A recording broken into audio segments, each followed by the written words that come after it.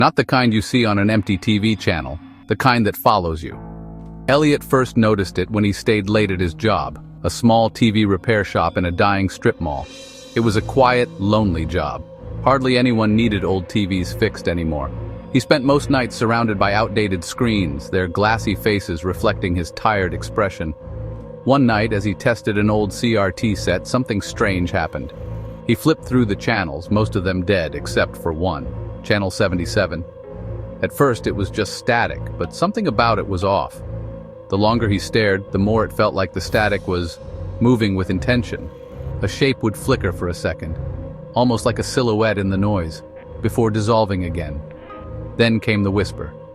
It wasn't from the TV's speakers, at least not exactly. It was faint, like a voice carried through the hum of white noise. "Elliot." His breath caught in his throat. The voice was thin, stretched, like an old VHS tape played too many times. He turned the TV off immediately. But the static didn't stop. The other TVs in the shop, all unplugged, glowed faintly just for a second.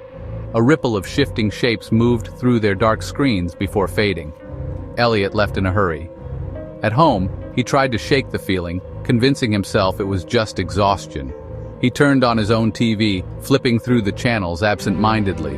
Then, without touching the remote, the screen jumped to channel 77. Static. His reflection in the screen twisted. The shape in the noise was clearer now. Taller. Closer. It was standing behind him. He spun around. Nothing was there. The TV crackled again. The whisper returned. "Don't look away." A cold dread settled over him. He turned off the TV.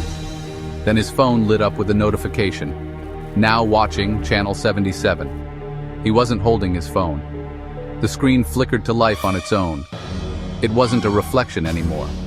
It was footage of him from behind.